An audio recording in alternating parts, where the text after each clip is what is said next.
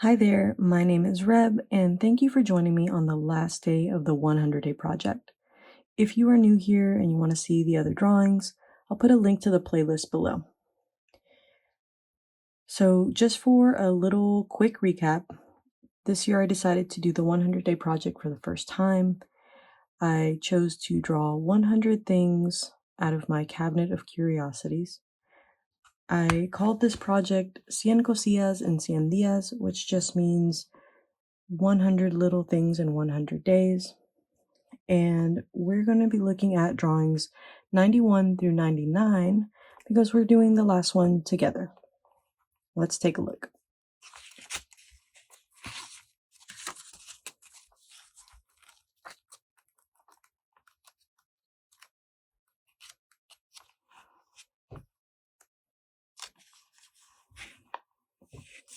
All right, so first up is this little piece of pyrite. I'm not sure if this actually grows this way or if this is like engineered, but either way, it's so cool. I really love the juxtaposition of the like organic kind of rough texture and all of these little super geometric little bits. This one also had a lot of like subtle color, so I'm glad that I have a good selection of neo colors because I had to do a lot of mixing for that one.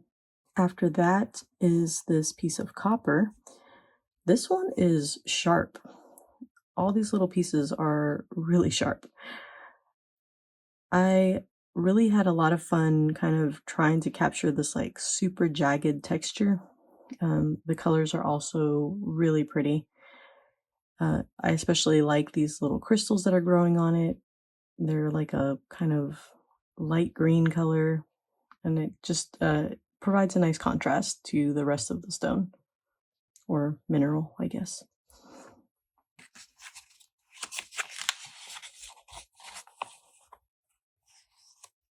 After that are these butterfly wings. This little guy, unfortunately, was a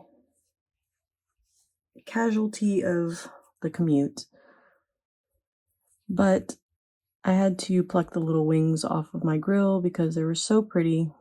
I don't know if you guys can see how like reflective the wings are, but really pretty.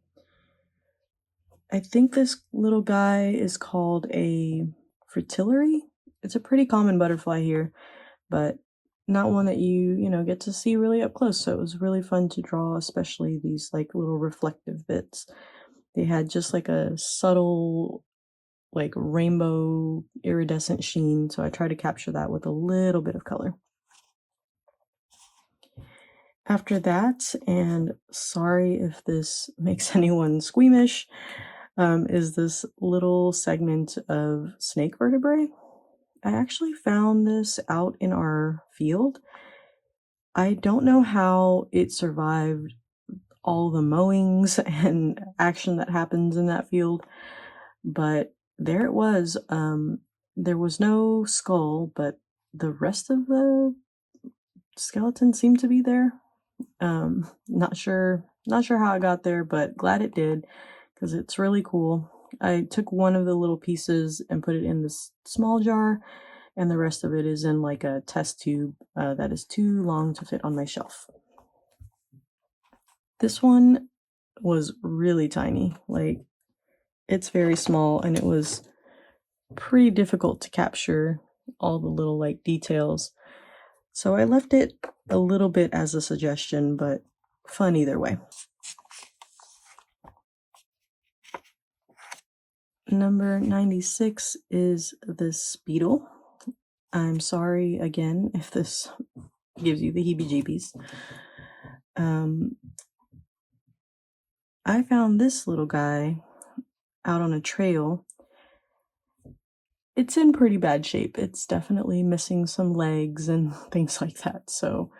But the shell was just so pretty. It caught my eye. It's just like really slick and shiny, and it was really fun to try to capture that in Neocolor. This little cute snail is next. You'll be relieved to know that this is actually made out of ceramic and is not a real bug. Enjoy that relief while you can. This one I found at an estate sale. It always feels so weird going to the register with like such a tiny little thing, but he was too adorable to leave behind, so. And the colors, I love the colors. Some of my favorite colors for sure.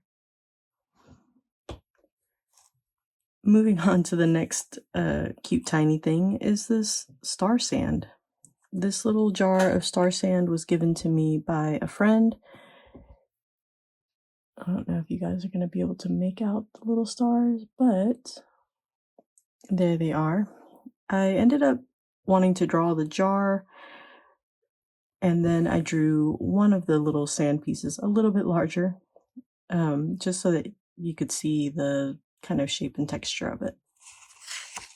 All right, number 98 is this little faceted quartz. I'll bring this up so you can see it.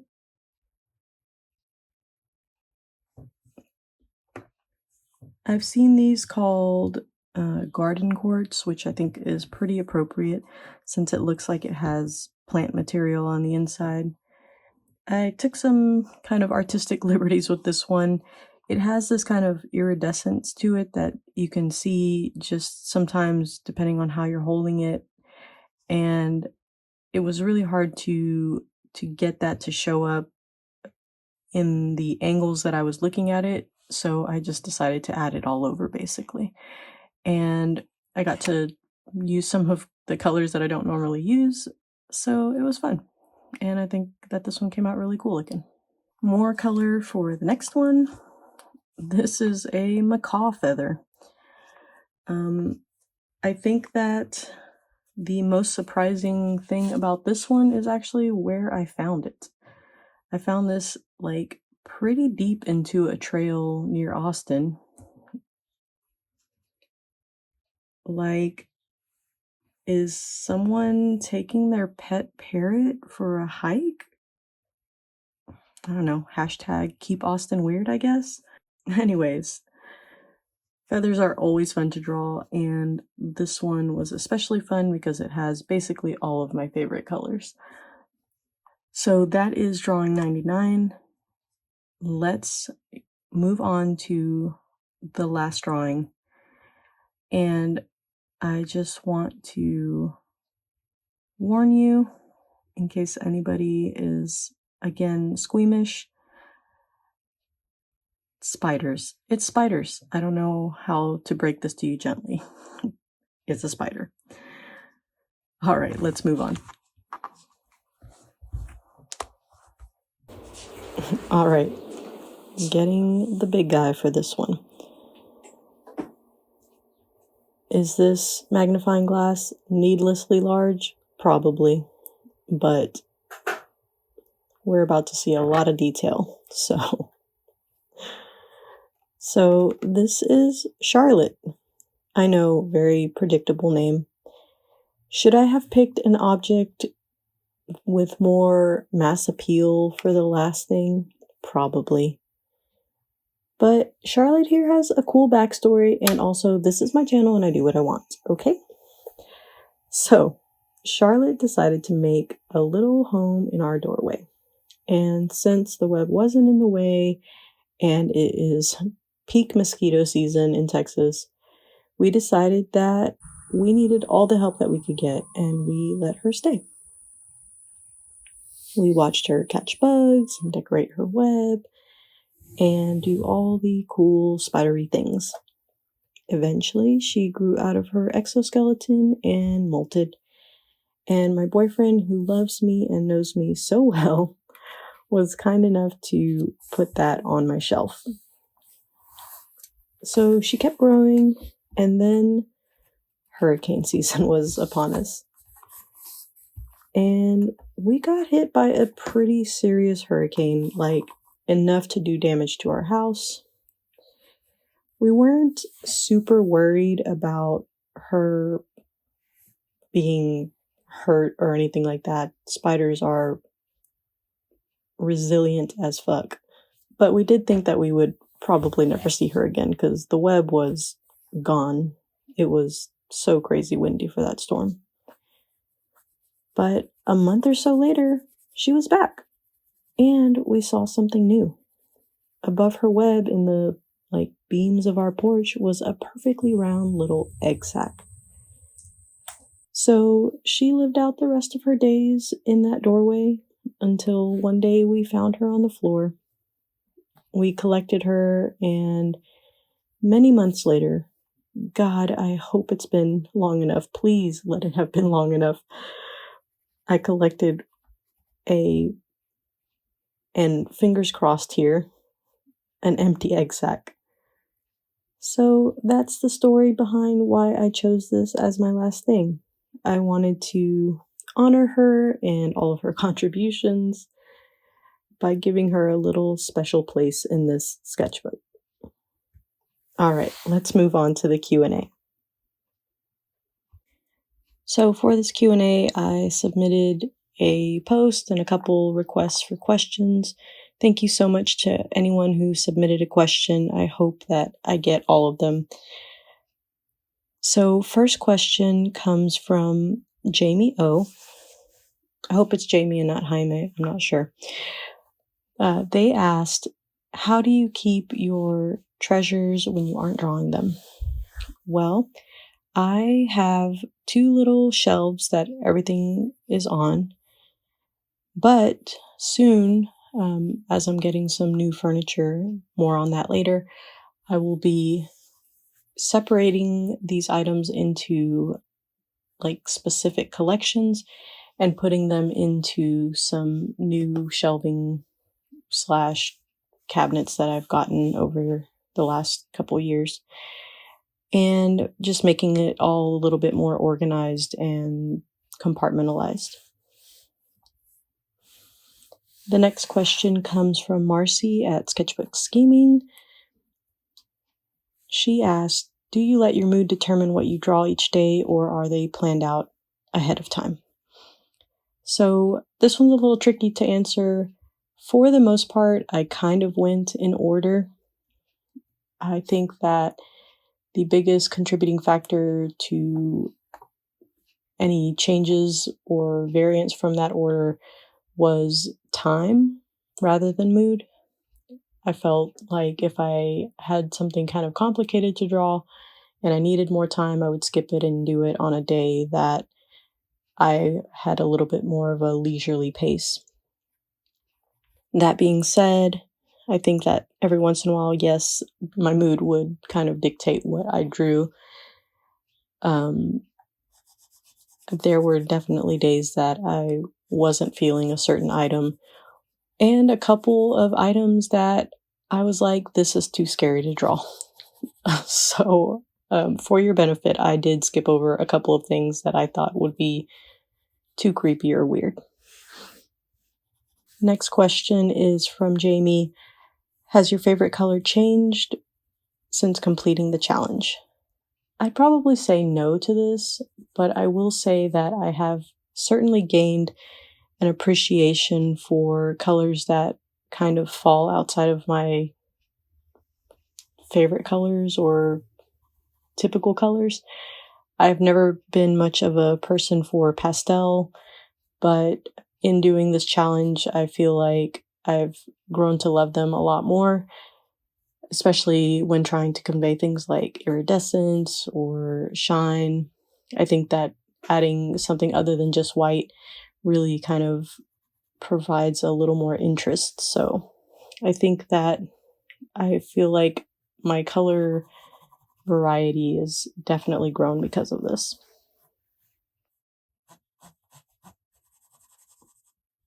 Next question I got from a couple of people, some more generous than others. Mossy Goblin asked me what my favorite piece was, and how cruel of you to make me choose just one. I think if I had to choose an absolute favorite, it might be the Labradorite. I think that one I was able to capture the iridescence and kind of depth of it better than any other drawing in here. Teresa also asked, she said, what were my top 3? And I think that would be closely followed by the glass fragment with the letters on it. I know that it's just like a piece of glass, but it was so fun to draw the letter and try to like get the like weird shape that it had. And then after that, probably the Roadrunner feather, mainly because that one has so many cool memories attached to it. Melissa also asked what my favorite was, but she said what was my favorite day. And I think for that one, I would have to say the agate drawing, the little slice of agate, because I did that one out in my garden and the weather was like so beautiful and the garden was looking so lush and good. So I think that one for sure would be my favorite drawing day. The next question comes from Isabel. She asked, what have you learned from this art challenge about your art practice or yourself? I feel like I learned quite a bit from this. It was definitely a lesson in observation and really like noticing the texture and color and form of things. I think that all the practice of drawing every day really helped a lot with muscle memory. And I think that I learned a lot about the materials that I was using, especially the oil pastels, which were a little bit newer to me.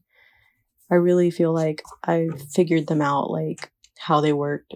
Not to say that this is the only way that you can use them, but I really got to get in depth with them and figure out how to create textures and, you know, different blending techniques and things like that. So that was really fun.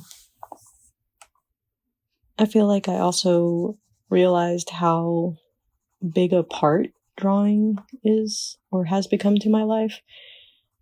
It became like this ritual in the mornings that my day didn't feel complete if I didn't do.